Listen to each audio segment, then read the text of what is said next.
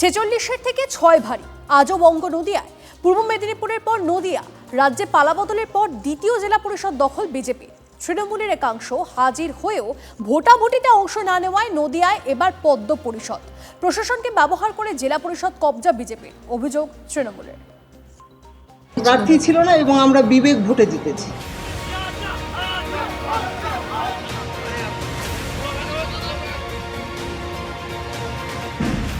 ছজনকে নিয়ে নদিয়া জেলা পরিষদ দখল বিজেপির। পূর্ব মেদিনীপুরের পর নদিয়া। ১.৫ মাসে আরও এক জেলা পরিষদ এলো বিজেপির খাতায়।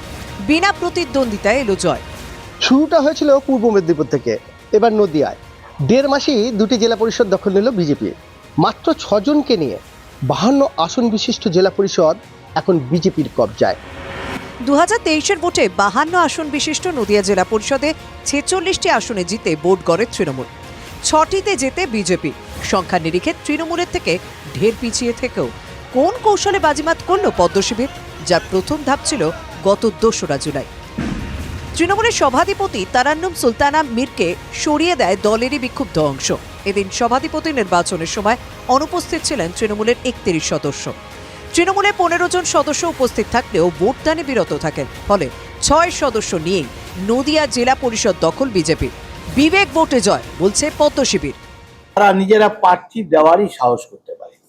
যারা হাজির হয়েছে দুর্নীতির বিরুদ্ধে তারা ভোট দিয়েছেন এবং তারা সমর্থন দিয়েছে। পালাবদলের পরে যে ৬ জন আমাদের জাতীয়তাবাদী রাষ্ট্রবাদী ভারতীয় জনতা পার্টির সদস্য ছিলেন মানবিক সমর্থন জানিয়েছেন।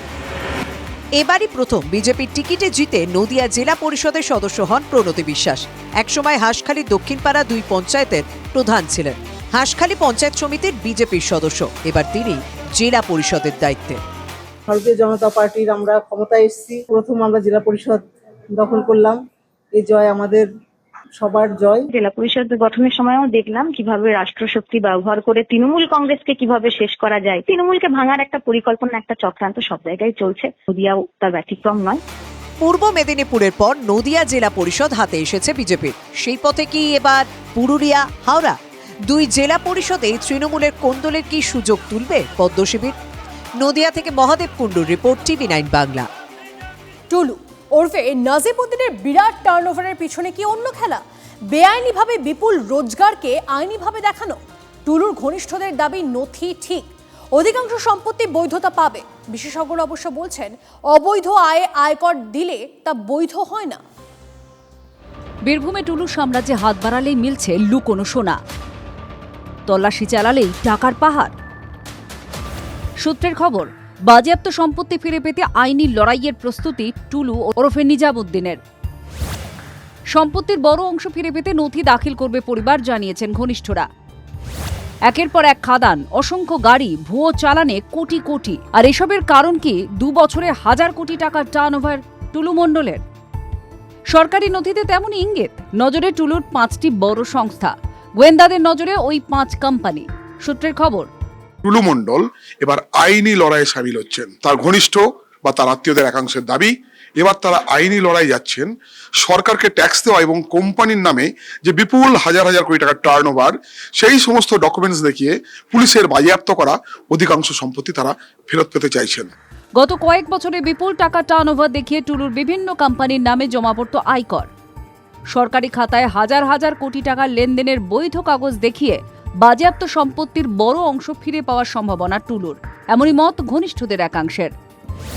নথি ঠিক হলে টুলুর বেশিরভাগ সম্পত্তি বৈধতা পাবে মনে করছেন ট্যাক্স বিশেষজ্ঞরা।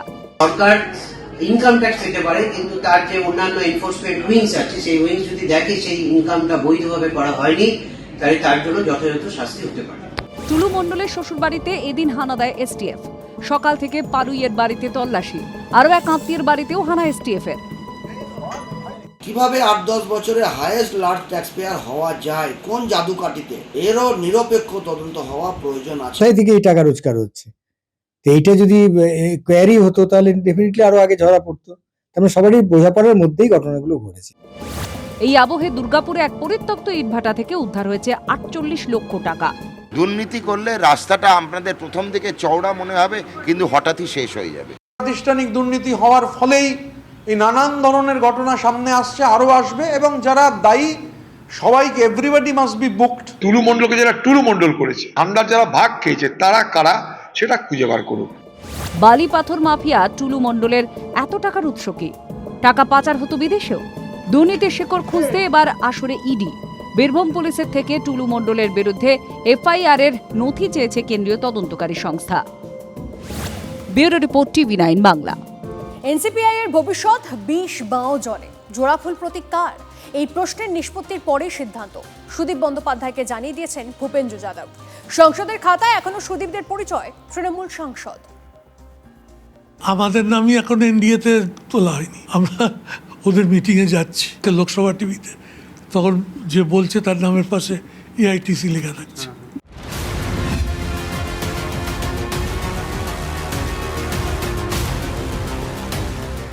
জুন থেকে জুলাই হয়ে অগস্ট, ক্যালেন্ডারের মাসের পাতা পাল্টাচ্ছে, কিন্তু এখনো ঝুলে এনসিপিআই এর ভবিষ্যৎ।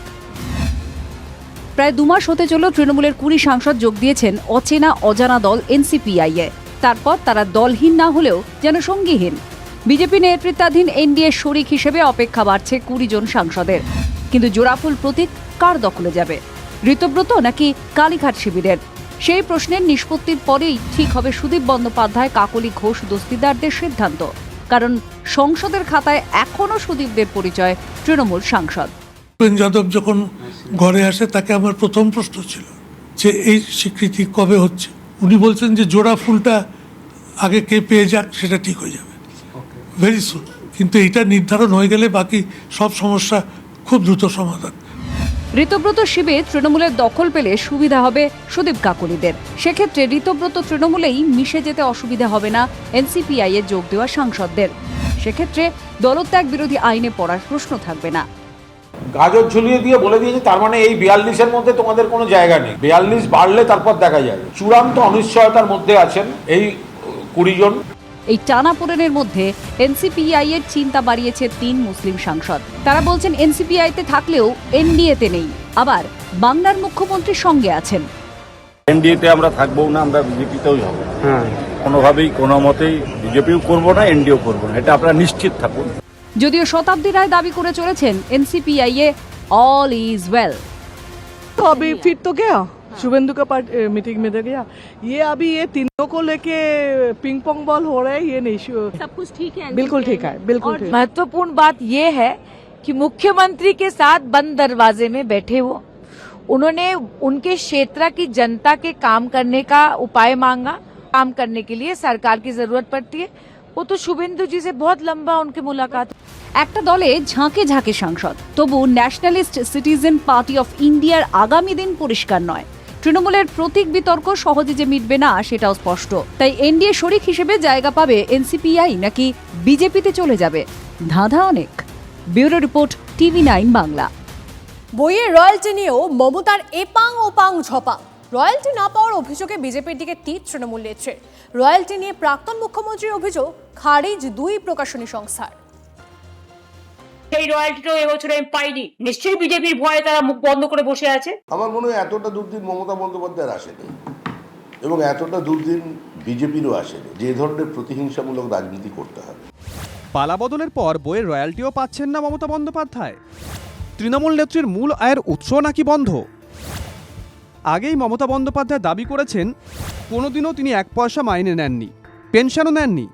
বইয়ের রয়্যালটির টাকায় চলে তার। আমি কোনোদিন 1 পয়সা মাইনে পর্যন্ত নিইনি, আমি আজ পর্যন্ত পেনশন পর্যন্ত 1 পয়সা নিইনি। আমার বইয়ের রয়্যালটি দিয়ে আমার চলে। খাওয়া দাওয়া করেন না দেখে মনে হচ্ছে শরীর খারাপ হয়ে গেছে, খাওয়া দাওয়া করুন, সরকার টাকা দেবে। এবার তৃণমূল নেত্রীর অভিযোগ বিজেপির ভয়ে পাবলিশার্সরা মুখ বন্ধ করে রেখেছেন। নেপথ্যে ষড়যন্ত্র দেখছেন মমতা। মানুষ বই কিনেছে বই মেলায়, সে টাকা আমাদের লোকেরাও জাগো বাংলা স্টল থেকে দিয়েছে, কিন্তু আজ পর্যন্ত আমি পাইনি, কারণ নিশ্চয়ই এতে কোনো খেলা আছে। উনি প্যাথোলজিক্যালি মিথ্যে কথা বলেন, প্যাথোলজিক্যাল লাই, এটাও একটা প্যাথোলজিক্যাল লাই যে উনি এগুলো পাচ্ছেন না, এগুলো সিম্প্যাথি কুড়োবার চেষ্টা, আর কিছু নয়। যদিও বইয়ের রয়্যালটি নিয়ে প্রাক্তন মুখ্যমন্ত্রীর অভিযোগ খারিজ করে দিয়েছে 2টি প্রকাশনী সংস্থা। ডেস পাবলিশিংয়ের সঙ্গে যোগাযোগ করলে TV9 বাংলাকে তাদের তরফ থেকে জানানো হয়েছে জুন জুলাই নাগাদ রয়্যালটির হিসেব কষে অগস্টে পাঠানো হয়। আমাদের রয়্যালটি প্রত্যেক বছরের শেষে আমরা পুজোর আগে সাধারণত জুন জুলাই মাসের সময় আমাদের তৈরি হয়, আগস্টের মধ্যে আমাদের সেগুলো দেশপাচ হয়। এবছরও ঠিক নির্দিষ্ট সময়ের মধ্যে যার যেখানে আছে সেগুলো তারা ঠিকই পেয়ে যাবে।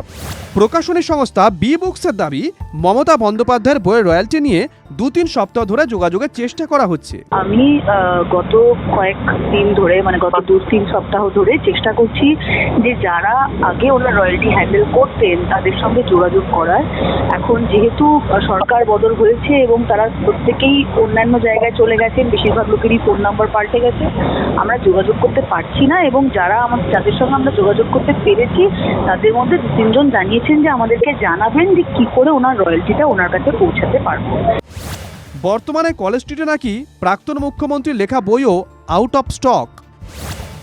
সব মিলিয়ে মমতার অভিযোগ ঘিরে তুঙ্গে তরজা। সৌরভ গুহর রিপোর্ট, TV9 বাংলা।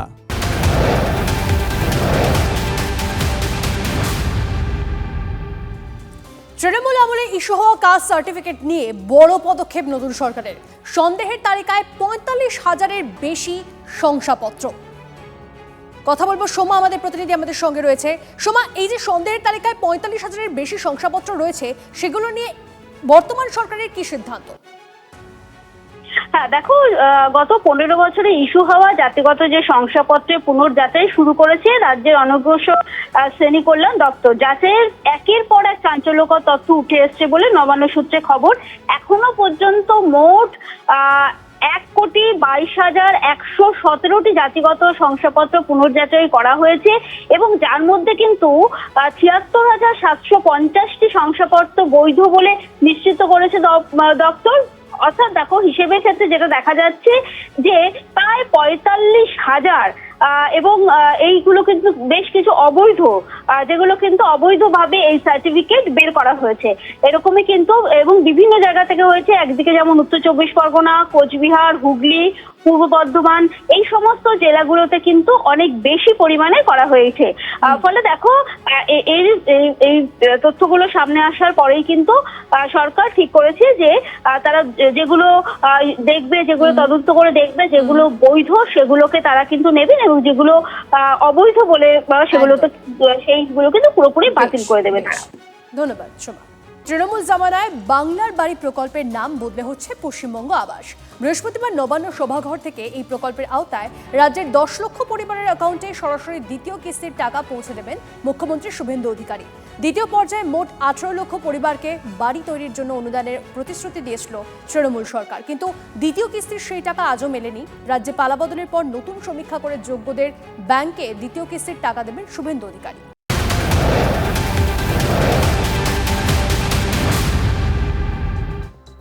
শিবদাস ঘোষের 51তম স্মরণ দিবসে রানী রাসমণি রোডে জনসভায় এসইউসিআই এর হকার উচ্ছেদ, নানা ইস্যুতে রাজ্যের বিজেপি সরকারকে এসইউসিআই এর সাধারণ সম্পাদক প্রভাস ঘোষের। ব্যবস্থা দুই ভাগে বিভক্ত, শোষক শোষিত, ধনী গরিব, মালিক শ্রমিক, ভারতবর্ষকে চালায় শোষক শ্রেণী, পুঁজিপতি শ্রেণী, অত্যাচারীরা। আর সরকার হচ্ছে তাদের ম্যানেজার। ফলে দেশের মানুষ বারবার ঠকেছে, আবারও ঠকবেন যদি রাজনীতি না বুঝতে চান। মুখ্যমন্ত্রীর সঙ্গে সাক্ষাৎ হুমায়ুন কবিরের। নবান্নে গিয়ে শুভেন্দু অধিকারীর সঙ্গে দেখা করলেন এজেইউপি বিধায়ক। মুর্শিদাবাদের উন্নয়ন ও এলাকার মানুষের বিভিন্ন দাবি দাওয়া ও সমস্যা নিয়ে মুখ্যমন্ত্রীর বৈঠক হুমায়ুনের। বৈঠক অত্যন্ত ইতিবাচক ও ফলপ্রসূ হয়েছে বলে সূত্রের খবর। ক্লিনিক্যাল এস্টাবলিশ রেগুলেটরি কমিশনে নয়া চেয়ারম্যান নিয়োগ। নতুন চেয়ারম্যান হলেন অবসরপ্রাপ্ত বিচারপতি বিশ্বজিৎ বসু। এর আগে চেয়ারম্যান ছিলেন অসীম বন্দ্যোপাধ্যায়। অসীম বন্দ্যোপাধ্যায়কে সরিয়ে দিল রাজ্য। 8ই অগস্ট প্রথম বৈঠক করতে পারেন বিশ্বজিৎ বসু।